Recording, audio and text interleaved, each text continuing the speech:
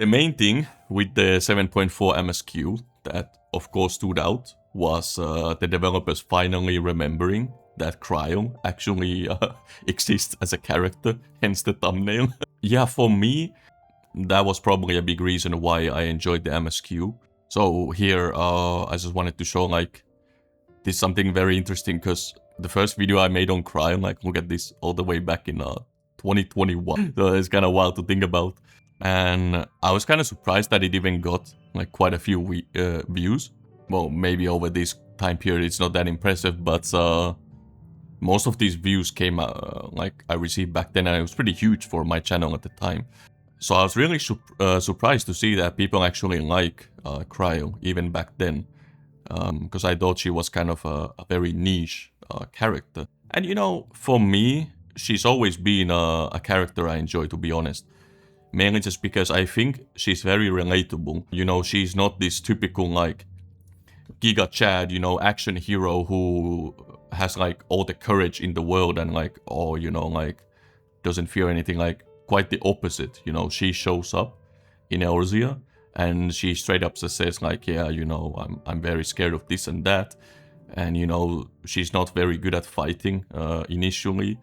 And she always feels kind of guilt over it, like, oh, I have to stay behind while the rest do the fighting.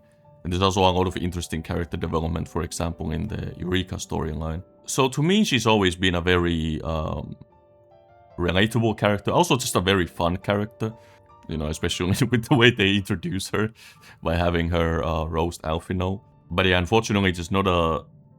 Well, I showed that image earlier, but I do have another one here. So this is like a side-by-side view of my Venar video and my newest Krile video. So this is kind of funny. You know, you can definitely see the difference here in popularity. So even with Dawn Trail, you know, she's not a very popular character. Even though I did say earlier, like, she was more popular than I initially thought, that is true. But still, compared to like actual like important characters like Venar, Emet-Selch, etc., like of course she's still kind of a side NPC in comparison. So it was just nice to see her getting some love, you know, in this patch. For sure. It was a pleasant surprise.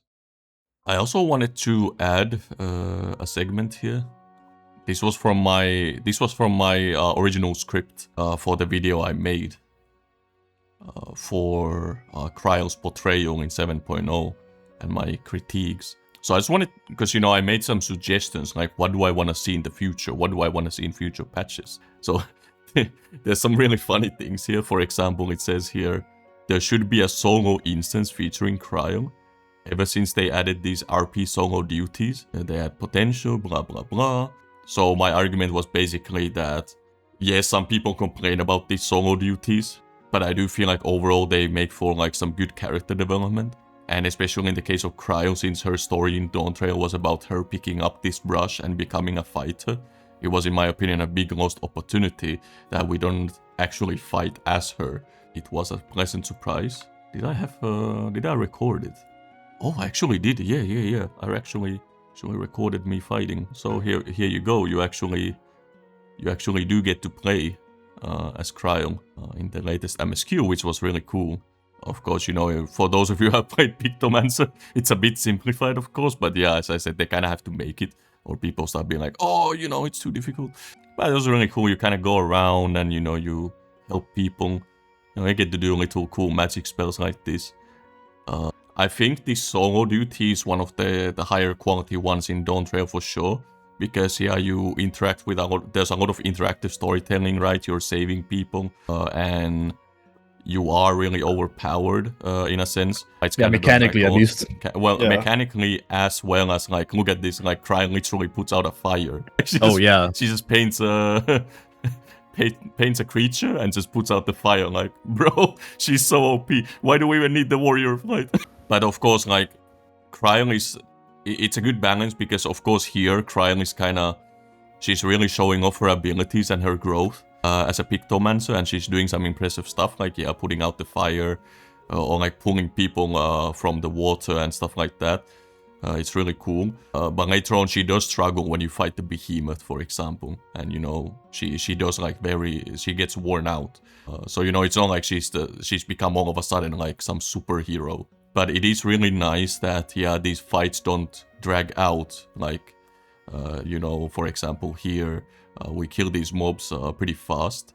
So it's a good balance of showing that she's powerful, but also not like super OP. It works mechanically, and it works narratively, in my opinion, really well. This has to be, I don't know, maybe, I don't know if you compare it to maybe like some of the best solo duties like In From The Cold. I don't know, is it better than those? I would have to think. But I do think this is up there as one of the better solo duties, for sure. So, you know, like if we go back to like that critique I had in 7.0, that Krile didn't get a solo duty, I think they make up for it with this one. This is a really good one. I also think that it's the end part, like near when you get to the boss. Yeah, really this one right here. Cool. Yeah, like you can really see that. It's a really cool way of like portraying that like she can't do things on her own. Like she still needs her allies. Yeah. And it's just like, it's just a nice sentiment, you know? Like you can't do everything on your own. You need help. Exactly, yeah. Because it kind of goes back to what I was saying earlier. This is why I like Krile, because she isn't some Giga Chad, you know, who can just just do everything on her own. And yeah, so that was also really well done. It's a team effort, and even then, you know, she really gets tired out by the end of it. So yeah, here you of course get to play as the Warrior of Light, which I also really like when they do this as well. Like when you get to feel really powerful when your own character shows up. It's like now things get a lot easier. And yeah, she does this cool thing where she summons like a giant Spriggan to shield you from the meteor. So, you know, she still gets to have like her own moment here.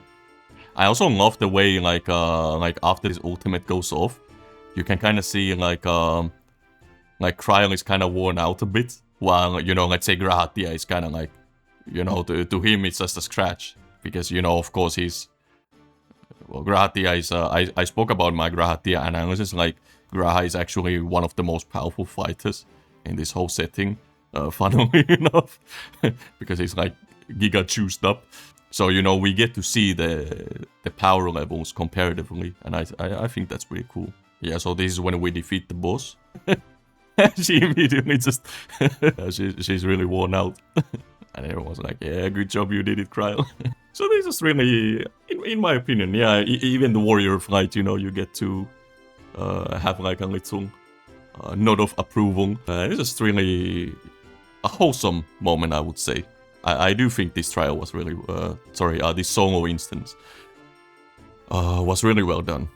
So, props to them. If we go back to my list, that there should be a solo trial. Like I even say here, Wuklamat had a solo instance, so why didn't the other prominent character capable of fighting didn't? And literally right here, it needs to happen.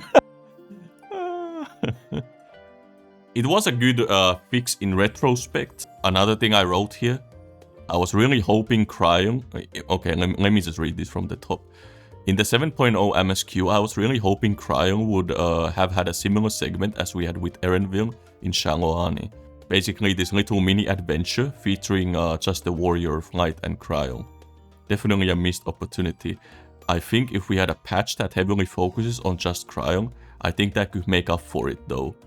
It may sound like a lot, blah blah blah, and well, this is more or less exactly what they did with this patch. It was kind of dedicated to Krile's character. Actually, I'm kind of doing this out of order. I think I'm gonna have to switch up the sequence a bit in post. So we already kind of gushed about the solo duty. So another cool thing about this patch was exactly this scene right here, where you just get to have a little chat with Krile, where she's kind of reflecting on, essentially, because see, this was one of my critiques, I think, in 7.0. I don't know if I mentioned it in the video, but it was a bit strange to me that, you know, she finds out she's from another world, but they don't really do anything with it. She kind of just rolls with it. I guess in retrospect you could say like maybe there wasn't time to like think about it. I think they even say that in this patch, or like mentioned that as a reasoning. But in my opinion, it was still a bit lame. Yeah, I think it should have happened in 7.0, but it's better late than never. Yeah, it says right here, like, I tried to ignore it, remind myself we have more important matters to contend with, but I cannot keep drifting between these two worlds forever. So it was good that we finally had this kind of like slower moment to finally reflect on it. And in my opinion, this is kind of cool for two reasons. Well, for a few reasons. Well, number one, I do feel like this was maybe a bit of a callback to Final Fantasy IX. Because of course the whole topic of like, especially with Vivi's character, like the whole topic of what do you call your home, that kind of theme was very strong there. So I don't think it's a coincidence that we get this here. But I do feel like it's really relatable to a lot of people. In fact, I remember I had a viewer comment on my Krile video. Apologies if I don't remember all the details, but essentially, if I remember correctly, it was an orphaned person. And so they had like a kind of a similar scenario as with Krile, and said that they struggled with like similar thoughts about, you know, their biological parents versus their adoptive parents. And you know, it's a topic that's relatable to a lot of people. Even I myself have something to say on this topic because I've thought about this recently. So I'm gonna I can share with you guys some I guess you could call this like the Baker lore origins. Let me just show you something. This is gonna seem really random, like a tangent, but it relates, I swear. So basically, this is a map of Finland, and my family originates from this area right here.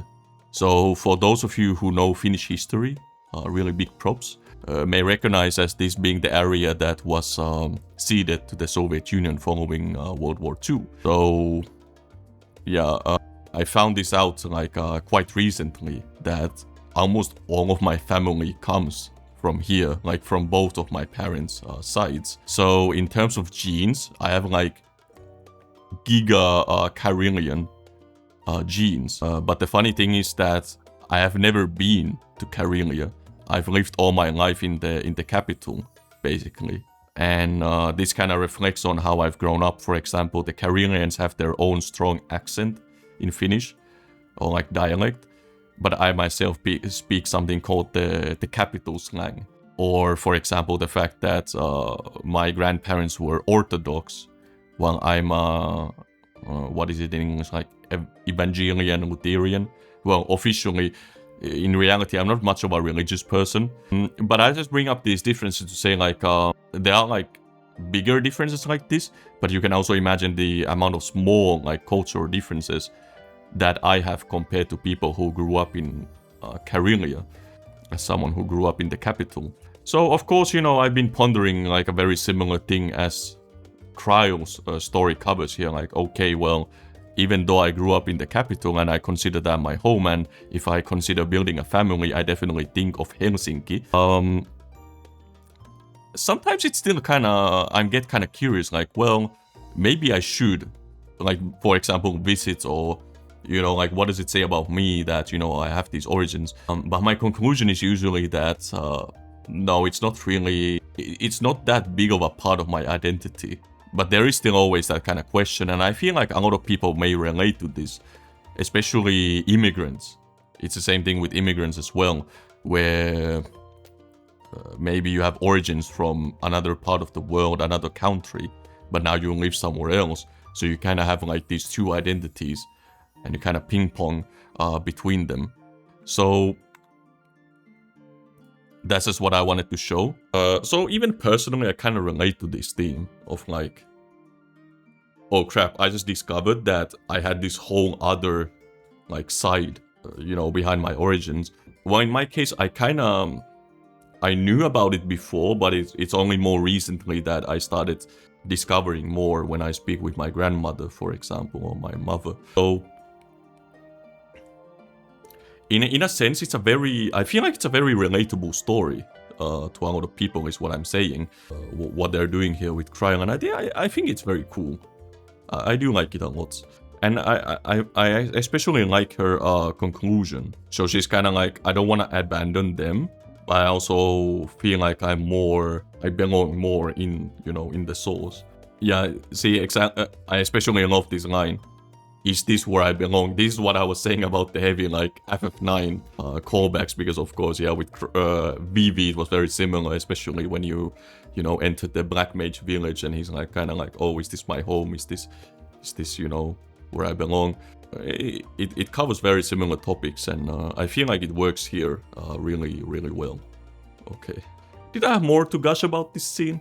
I could honestly keep gushing about it. I don't know, I feel like it's just a very wholesome moment, similar to the solo instance.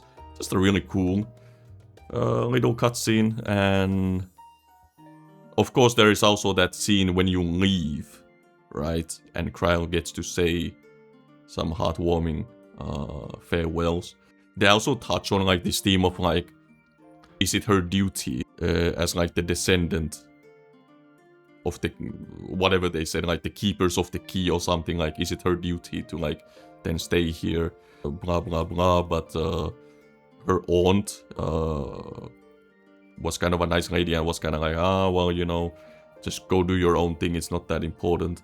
And I mean, to be honest, like, bro, when the warrior flight has the key, I don't think you have much to worry about anyway, so she's not some superhero main character. She's more like, she could honestly be more considered like what most people consider like just an NPC almost.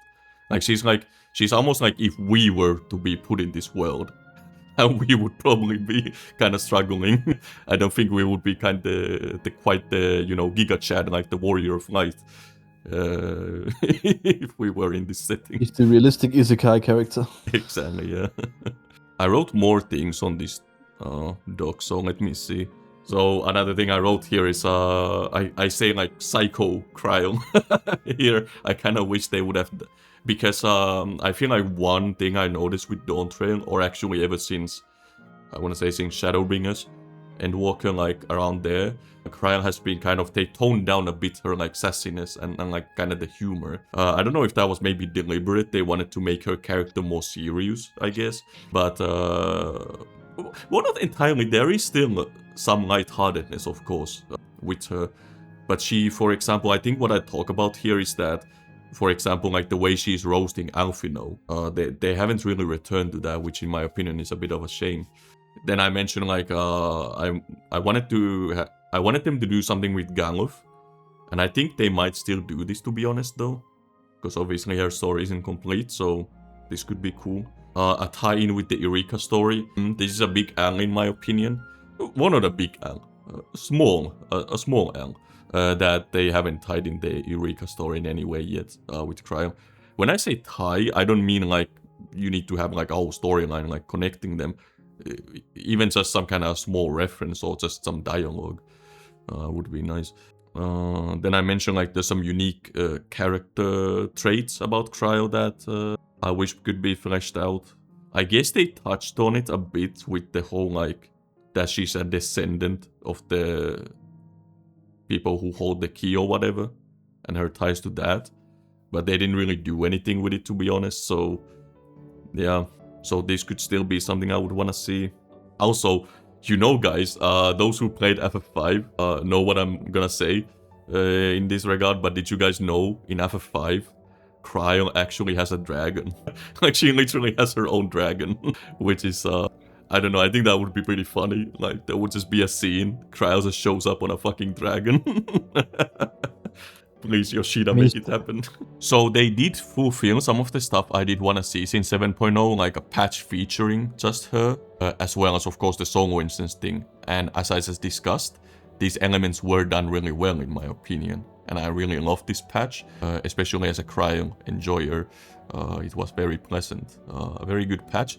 But of course, the question still is like, isn't it a bit goofy that they chose to do it this way? I feel like it would have still flowed a lot better if this kind of development was in 7.0, like in between. right? And then you had the conclusion in the living memory with her parents. Could have probably flowed out better. I do think it was also disappointing that Krile didn't have more of a personal connection to the events of 7.3 and the preservation, because they essentially murdered her parents, right? If I remember the story correctly. Or, well, they kinda murdered. But basically they came after her parents because they wanted to do things differently. So there was like a personal connection that Krile had to the preservation. And I feel like they didn't really tap into that potential at all, which was a bit disappointing in my opinion. It would have been kind of obvious. I guess maybe it was because they wanted to do like a bit of a different thing with the villain, with Calyx. I don't know. Yeah, I feel like there could have been a more personal involvement between like Krile and Calyx. It kind of reminds me of a certain character in Persona 5. I don't want to spoil. Yeah, I'm not gonna spoil, don't worry. But there is a certain character in that game who murders the parents of multiple party members, and those party members kind of just forget about it. It's a bit, well, they don't forget about it per se, but it's kind of just brushed over, which is just kind of funny. It's like, oh, you murdered my parents, well, it's whatever, bro. It kind of reminded me a bit of that. Could have been more of a focus. I theorize that probably what happened is that they probably just had too many things planned for 7.0. Like it was just too ambitious, or like they didn't have enough time, budget, whatever. And they kind of, because they of course focused heavily on Wuklamat. As we know, you know, she had a lot of screen time. So then they had to kind of like fix it in post, so to speak. And only dedicates more story to Krile in 7.4 after the main Dawn Trail story was done. I feel like that's basically what happened. And it's a bit annoying because this was meant to be the expansion that finally focuses on Krile, and she still got like super sidelined. That's why I have the thumbnail be like, oh, Yoshida remembers that she actually exists again. So, in a way, like I still kind of moan about it. I'm still a bit triggered, but I guess as they say, better late than never, right? Now, regarding Krile's character moving forward, well, besides the meme comment about the dragon, I do want to see the dragon, but besides that, I don't know. There's obviously a lot of directions they could go to. You know, I mentioned, for example, the thing with Galov and what they could do with that. But I do hope that she stays as a prominent character in 8.0 as well, that she remains a party member. I hope they don't just bench her after this, because I do think she's one of the ideal characters to carry the torch of the Scions, you know, like transitioning from the Scions to this new cast that they would want to set up. I do feel like Krile is a good candidate to be like a more permanent figure in the party, I would say. So I do hope that, yeah, they don't just bench her.